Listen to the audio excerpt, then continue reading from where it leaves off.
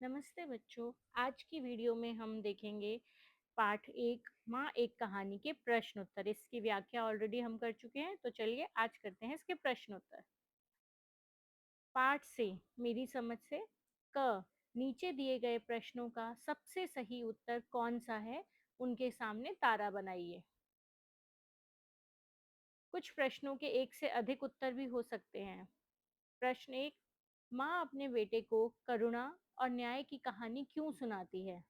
इसके ऑप्शंस हैं, राजाओं की कहानियों से उसका मनोरंजन होता है, उसमें सही और गलत की समझ विकसित करने के लिए, उसे परिवार की विरासत और पूर्वजों के बारे में बताने के लिए, उसे प्रकृति और जानवरों के बारे में जानकारी देने के लिए। तो यहाँ इजीली समझ आ रहा है कि हमारा उत्तर होगा बी, उसमें सही और गलत की समझ विकसित करने के लिए। प्रश्न 2, कविता में घायल पक्षी की कहानी का उपयोग किस लिए किया गया है? पहला हमारा ऑप्शन है निर्दोष पक्षी के प्रति आखेटक की क्रूरता दिखाने के लिए, पिता की वीरता और साहस पर ध्यान दिलाने के लिए। तो क्या उसकी माता थी जो यशोधरा, वो पिता की वीरता और साहस बताना चाहती थी, या फिर करुणा और हिंसा के बीच संघर्ष दिखाने के लिए? करुणा अर्थात दया और जो सिद्धार्थ कर रहे थे उस पक्षी पर, और हिंसा जो आखेटक कर रहा था, मित्रता और निष्ठा के महत्व को उजागर करने के लिए। तो इसका सही उत्तर होगा करुणा और हिंसा के बीच के संघर्ष को दिखाने के लिए। तीसरा प्रश्न है, कविता के अंत तक पहुंचते पहुंचते बच्चे को क्या समझ में आने लगता है?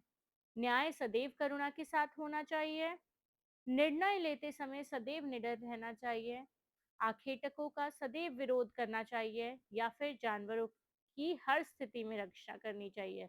तो राहुल को एंड में ये समझ आया था कि न्याय सदैव करुणा के साथ होना चाहिए। अब इसका ख पार्ट हम लोग देखते हैं। हो सकता है कि आपके समूह के साथियों ने अलग-अलग उत्तर चुने हों। वैसे मुझे तो नहीं लगता, मुझे लगता है जिसने कविता की व्याख्या को हमारे यूट्यूब चैनल पे अच्छे से पढ़ लिया है, वो उसको ये उत्तर चुनने में बहुत आसानी हुई होगी। अपने मित्रों के साथ चर्चा कीजिए कि आपने ये उत्तर ही क्यों चुने। तो पहला उत्तर जो था, तो हमने उसको इसलिए चुना था क्योंकि कोई भी निर्णय लेते समय यह साफ होना चाहिए, स्पष्ट होना चाहिए कि क्या सही है और क्या गलत। मारने वाले से बचाने वाला सदैव श्रेष्ठ होता है, यह समझ विकसित होनी आवश्यक है, इसलिए हमने यह उत्तर चुना है। सेकंड था जो, सही होते हुए भी स्वयं को सिद्ध करने के लिए कितने तर्क, कितने वितर्क और कितने ही संघर्षों का सामना करना पड़ता है। यह जानते हुए, ये देखते हुए भी सत्य, दया और करुणा का साथ ना छोड़ना और निडर होकर न्याय के पक्ष में डटे रहने के निर्णय के कारण हमने यह उत्तर चुना। तीसरा था, तीसरे का हम ये क्लैरिफिकेशन देंगे कि जब क्रूरता और दया में से एक को चुनना होता है, तो स्वाभाविक है कि न्याय दया के पक्ष में ही जाएगा। तो आप लोग सभी अपने जो मित्र होंगे, क्लास के फ्रेंड्स होंगे, उनसे ये चर्चा करेंगे और बताएँगे कि उन्होंने जो उत्तर चुना, उसका रीज़न क्या था। नेक्स्ट पे आते हैं, मिलकर करें मिलान। इस पाठ में आपने माँ और पुत्र के बीच की बातचीत को एक कविता के रूप में पढ़ा है। इस कविता में माँ अपने पुत्र को उसके पिता की एक कहानी सुना रही है। क्या आप जानते हैं कि ये माँ, पुत्र और पिता कौन है? अपने समूह में इन पर चर्चा कीजिए और उन्हें पहचान कर सुमेलित कीजिए। इसके लिए आप शब्दकोश, इंटरनेट या अपने शिक्षकों की सहायता ले सकते हैं। तो पात्र बेटा, बेटा कौन है? बेटा है सिद्धार्थ और यशोधरा के जो पुत्र है राहुल, राहुल यहाँ बेटा है। माँ, माँ यशोधरा है जो एक राजकुमारी भी है और सिद्धार्थ की पत्नी है। ये सिद्धार्थ कौन है? ये सिद्धार्थ है जो आगे चल के गौतम बुद्ध के नाम से प्रसिद्ध हुए थे। तात, तात अर्थात पिता होता है, तो पिता कौन है यहाँ पर? सिद्धार्थ, एक राजकुमार जो बाद में गौतम बुद्ध के नाम से प्रसिद्ध हुए थे। नेक्स्ट क्वेश्चन पे आते हैं हम, पंक्तियों पर चर्चा। पाठ में से चुनकर कुछ पंक्तियाँ नीचे दी गई हैं। इन्हें ध्यान से पढ़िए और इन पर विचार कीजिए। आपको इनका क्या अर्थ समझ में आया? अपने विचार अपने समूह में साझा कीजिए और लिखिए। क हम लोग देखते हैं यहाँ पर, कोई निरपराध को मारे तो क्यों अन्य उसे ना उबारें? रक्षक पर भक्षक को उबारें, न्याय दया का दानी। तो इसका इस इन पंक्तियों का क्या हमें मीनिंग समझ आया, ये वो है कि यदि कोई निरपराधी जिसने कोई अपराध नहीं किया है, किसी निरपराधी व्यक्ति को या जीव को कोई कष्ट देता है, कोई उसको मारे, कोई उसको चोट पहुँचाए, तो दूसरे की ये ड्यूटी बनती है कि वो उसको बचाएँ, ये उसका दायित्व है। उसकी रक्षा करना उसका दायित्व है, उसको बचाना उसका दायित्व है। न्याय भी दया का दान देगा और भक्षक के ऊपर रक्षक को ही श्रेष्ठ समझेगा। यानी बचाने वाले से मारने वाले से बचाने वाला बड़ा है, तो यहाँ पे वही बताया गया है कि जो न्याय है वो दया को का दान होगा।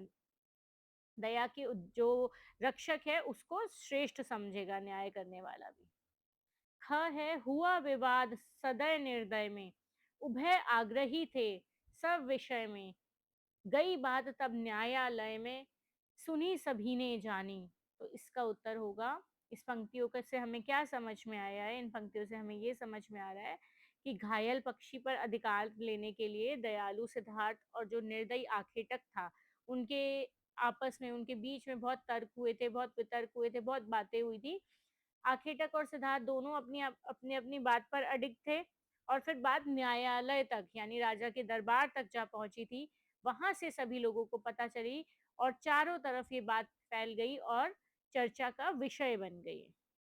नेक्स्ट हम लोग देखते हैं सोच विचार के लिए। उसमें अ, जो पहला दे रखा है कि कविता को एक बार फिर से पढ़िए और पता लगाइए और लिखिए क आपके विचार से इस कविता में कौन सी पंक्ति सबसे महत्वपूर्ण है, आप उसे ही सबसे महत्वपूर्ण क्यों मानते हैं। तो बेटा यहाँ पे सबका देखो आंसर्स अलग, सबके आंसर्स उत्तर अलग अलग हो सकते हैं।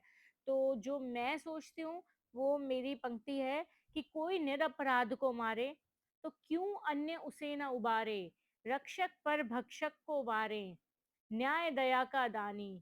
तो मुझे लगता है कि जो ये पूरी कविता है, इसका जो सार है वो इन्हीं लाइनों में है, इन्हीं पंक्तियों में है। ये जो पंक्तियाँ हैं वो दया के बारे में, प्रेम के बारे में और न्याय की भावना को व्यक्त कर रही हैं। यहाँ किसने मारा, किसका अधिकार है, ये सभी प्रश्न गौण हैं, लेकिन निरपराधी की रक्षा करना, उसे जीवन देने का भाव महत्वपूर्ण है।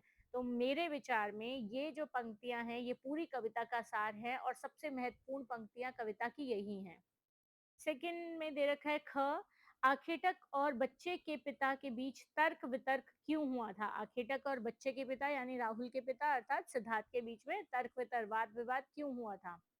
इसका उत्तर ये हम लिख सकते हैं कि आखेटक ने पक्षी को का शिकार किया था, उसने पक्षी को मारा था। वो पक्षी घायल होकर उपवन में जो सुबह-सुबह बच्चे के पिता थे, वो भ्रमण के लिए गए थे, वो पक्षी उनके पास समीप आके गिरा। पास में गिरे हुए पक्षी को खून से लथपथ देखकर सिद्धार्थ ने उसे उठाकर अपनी गोद में रख लिया। वे उसे बचाना चाहते थे, उसके जीवन की रक्षा करना चाहते थे, लेकिन जो आखेटक था उसका कहना था कि उस पक्षी का शिकार उसने किया है अर्थात आखेटक ने किया है इसलिए उसे यह पक्षी उसका ही होगा। यानी वो चाहते थे कि सिद्धार्थ उस पक्षी को आखेटक को सौंप दे। तो जो बच्चे के पिता थे अर्थात सिद्धार्थ इसके लिए तैयार नहीं होते और इस कारण दोनों के बीच तर्क-वितर्क शुरू हो जाता है। ग पार्ट देखेंगे इसका, माँ ने पुत्र से राहुल तू निर्णय कर, इस ऐसा क्यों कहा? तो इसका उत्तर होगा कि माँ ने पुत्र के विवेक, बुद्धि और संस्कारों की परीक्षा लेने चाहती थी उसकी माँ। वो जो यशोधरा थी वो चाहती थी राहुल की परीक्षा ले, वो पता करे कि राहुल ऐसे अगर ऐसी चीज़ों में फँस जाता तो वो किस तरह का निर्णय लेता। इसलिए यशोधरा ने राहुल को बोला कि तू ही निर्णय कर इसका। घ है यहाँ, यदि कहानी में आप उपवन में होते तो घायल हंस की सहायता के लिए क्या करते? आपके अनुसार न्याय कैसे किया जा सकता था?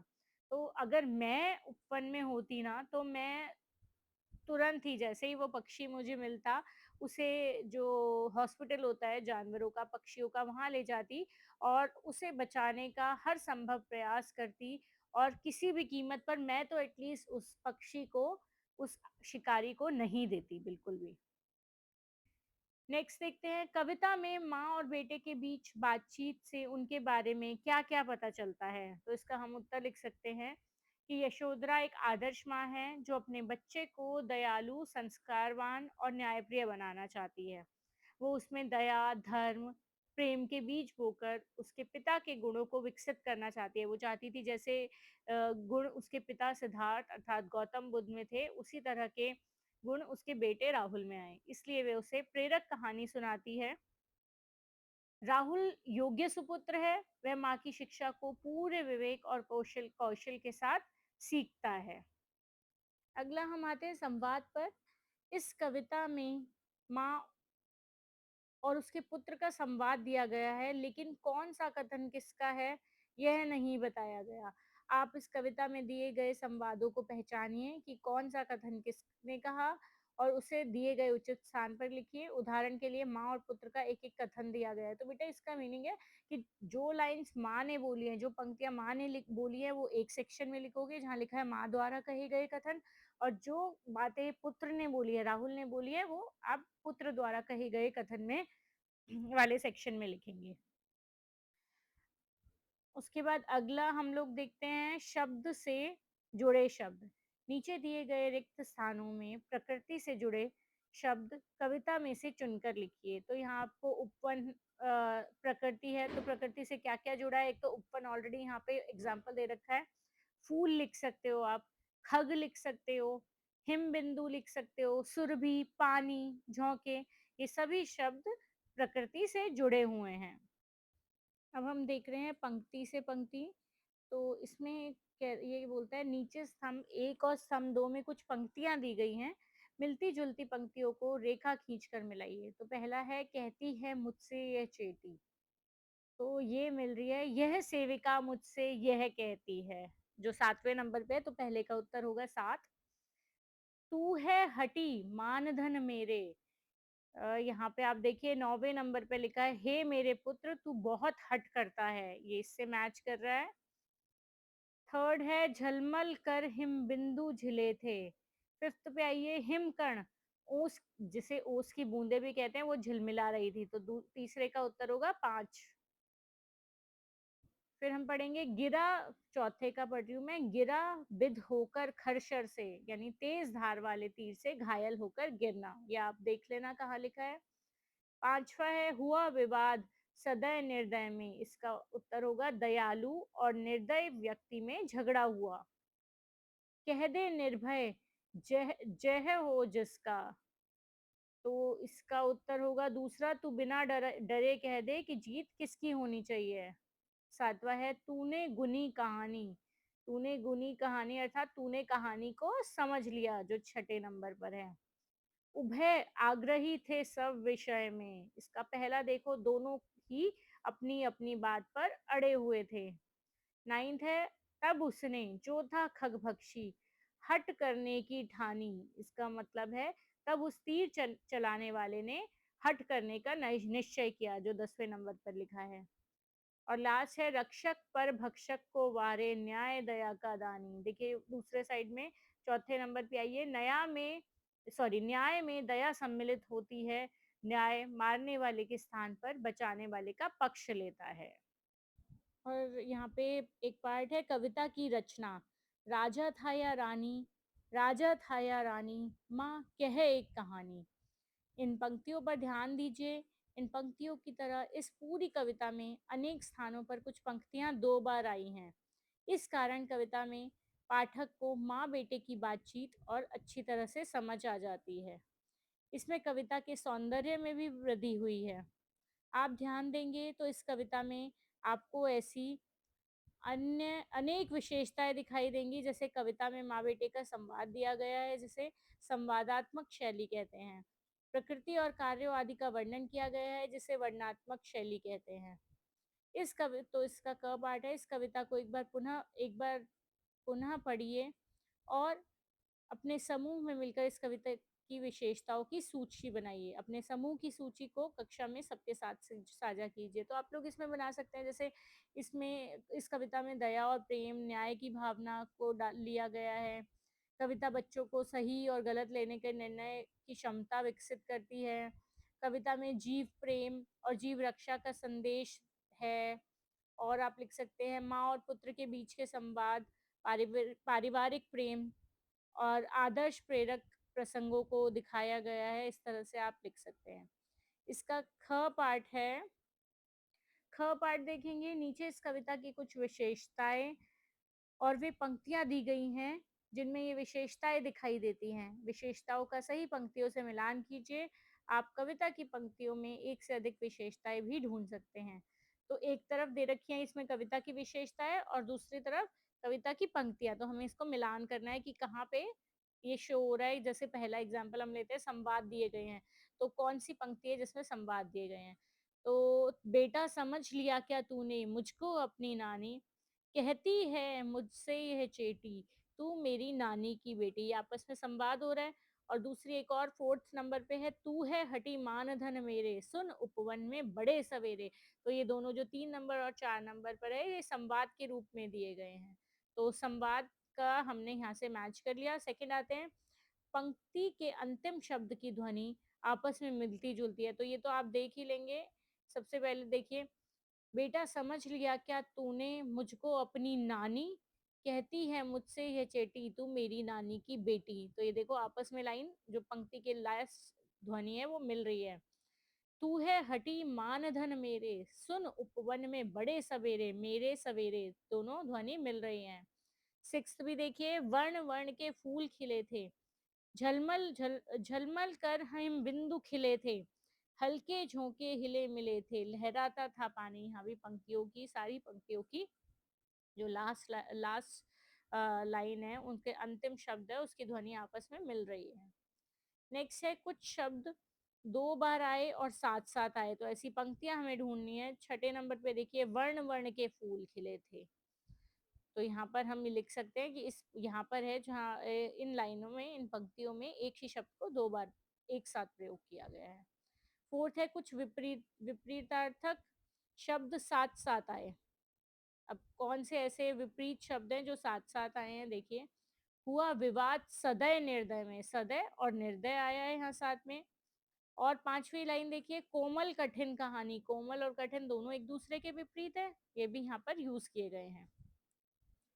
5वां है, प्रकृति का वर्णन किया गया है। छठा देखिए, वर्ण वर्ण के फूल खिले थे, अर्थात अलग अलग तरह के फूल खिले थे। झलमल कर हिमबिंदु झिले थे, हिमबिंदु अर्थात ओस। हल्के झोंके हिले मिले थे, लहराता था पानी। तो इसको इससे मैच कर देंगे। छठे पे आते हैं, एक ही वर्ण से शुरू होने वाले एक से अधिक शब्द एक ही पंक्ति में आए हों। तो ये देखो हम लोग आते हैं 5वें पे,